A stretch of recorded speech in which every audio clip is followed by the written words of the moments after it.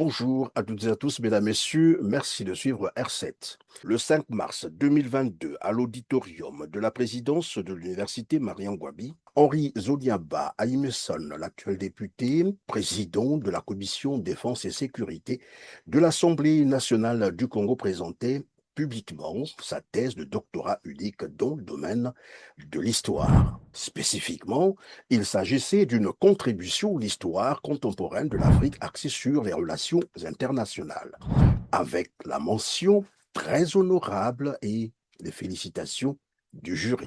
Ce moment aurait dû marquer un tournant académique notable pour l'université Mariangwabi. Cependant, des accusations vont surgir en 2025 affirmant que son travail reprenait intégralement celui du professeur Constant Ndingambo. Le plagiat n'est pas une erreur, c'est un vol de l'esprit. C'est une faute académique grave. Brazzaville serait secoué par un scandale académique inédit.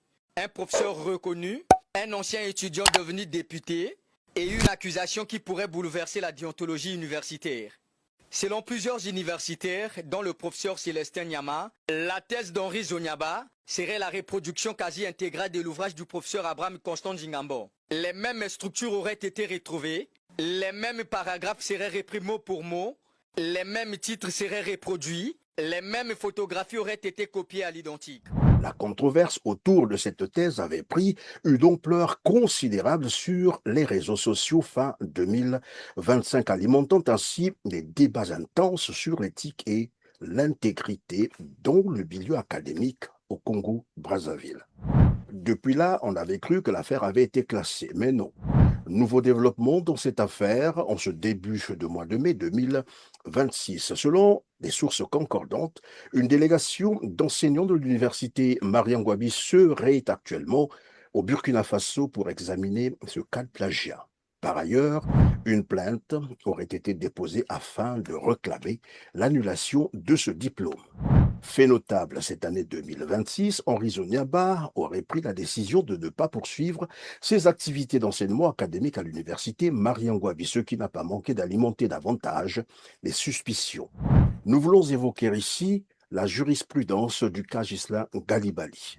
Ce n'est pas pour la première fois qu'un dignitaire du Parti congolais du travail, parti au pouvoir, est impliqué dans une affaire liée à des falsifications académiques.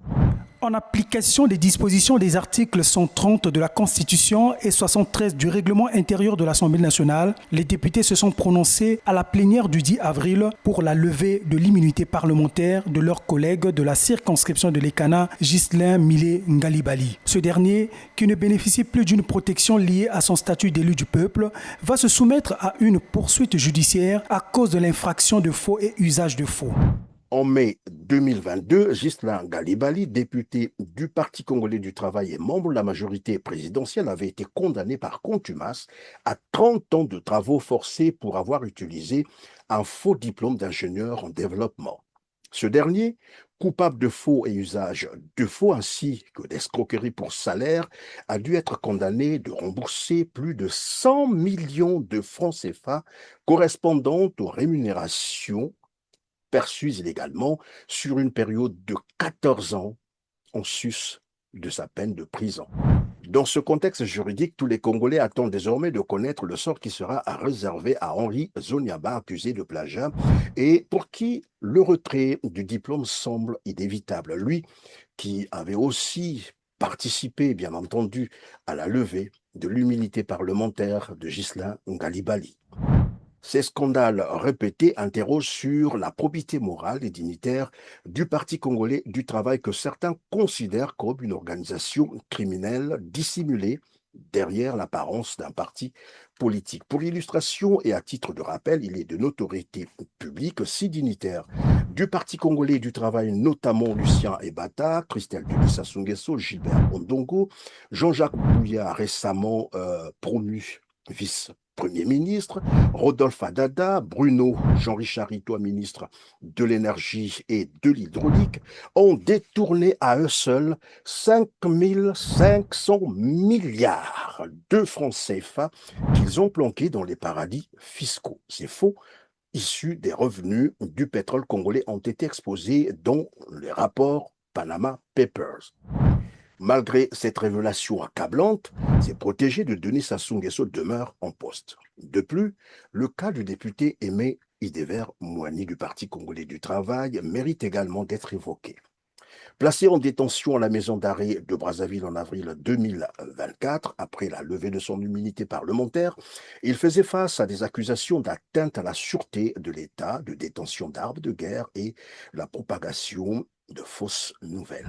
Au terme des débats, les honorables députés membres de la commission Affaires juridiques et administratives de la décentralisation et du contrôle de l'exécution des lois se sont prononcés pour l'autorisation des poursuites à l'encontre de l'honorable Aimé Idever Moani, député à l'Assemblée nationale. Pourtant, à la surprise générale, il arborait récemment son écharpe tricolore de député congolais en tant qu'invité lors du dîner organisé par Denis Sassou Nguesso pour célébrer son investiture. Des éléments qui illustrent le climat d'impunité érigé en mode de gouvernance par le pouvoir PCT. Oui, le Parti congolais du travail ressemble beaucoup plus à une organisation criminelle qu'à un parti politique.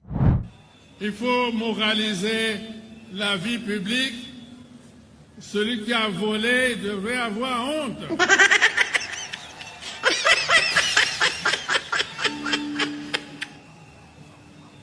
Donc, honte aux voleurs, honte aux corrupteurs et honte aux corrompus.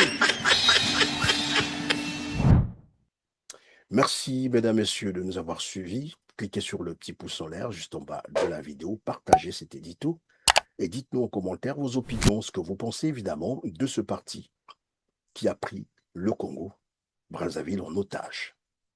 Merci et à très bientôt.